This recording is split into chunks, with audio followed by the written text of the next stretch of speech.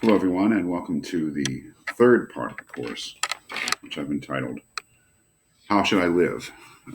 This is, after all, an introduction to philosophy. And so it should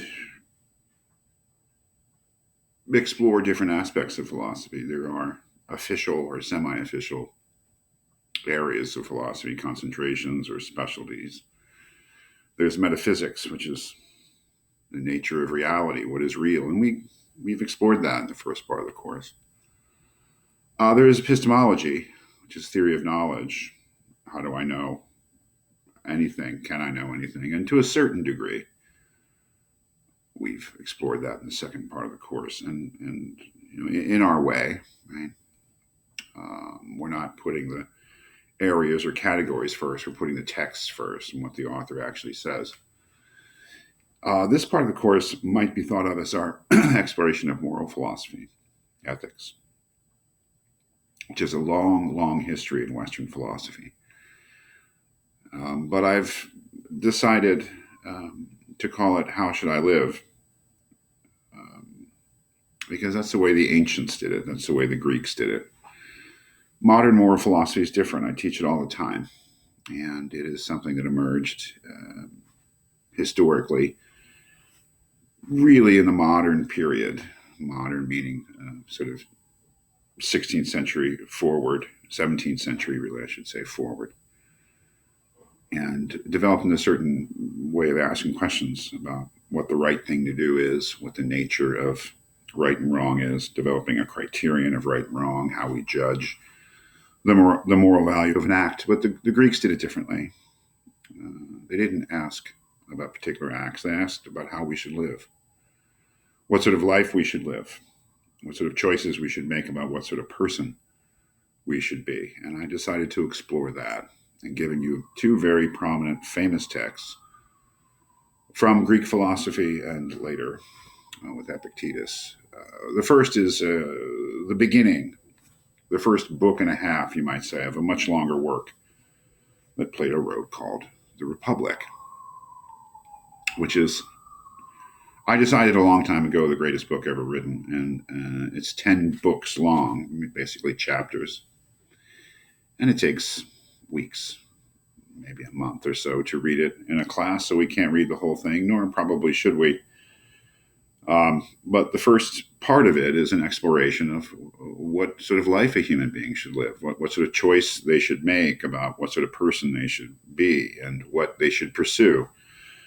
And the question is whether one should be just, whether I should be just, or whether I should be unjust.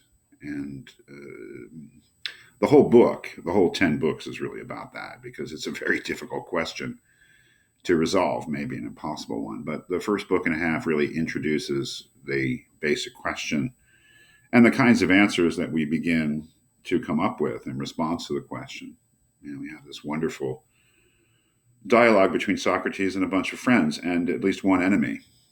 His name is Thrasymachus, and he is Socrates' antagonist. The man who says, well, of course you should be unjust, and here's why. And Socrates is struggling with that thesis, trying to come up with arguments for why the life of justice should be the one you should choose, why that will be better for you. It takes a long time to make that argument. And in a sense, a book like The Republic, which deals with educational philosophy, which deals with political philosophy, and which deals with the very nature of reality, all those things need to be explored in Plato's mind to answer the question, how should I live? We won't be getting the whole thing because we can't, but we'll be getting an interesting part of it in reading book one and about the first half of book two. And again, it's Plato. We're in the Plato 3 weeks of reading Plato, which is really actually wonderful, but in a different context from the last 2 weeks. And then we'll move to Epictetus's Enchiridion. Enchiridion is just Greek for basically a handbook. And it is written by Epictetus, was a later Greek philosopher about the 1st century AD, so several hundred years after Plato. And he was a Stoic. Stoicism is the dominant, really, philosophy of that part of antiquity. basically the philosophy of the Romans, although Epictetus was not a Roman, he was a Greek, but he was living under Roman domination in Greece. That's my understanding. Very different from Plato. It's not a, well, what do you think? Let's explore it. Let's come up with a definition, that sort of open ended inquiry that Plato did. It is a man who is talking a lot like Krishna did, I would say, in the first reading in the Bhagavad Gita. Well, here is how it is, and here is how you need to think of it. And that's sort of more peremptory. I'll just lay it out for you rather than that open inquiry thing that Plato did. But I would say, as far as a sort of answer of how one should live, how one should approach life and the problems of life, the Enchiridion is an unparalleled expression of a certain way of conceiving of those things, a certain way of conceiving of oneself and oneself in relation to the world, and what your hopes should be, and what they should not be, and what you should be concentrating on, and how you should handle the problems and difficulties of life.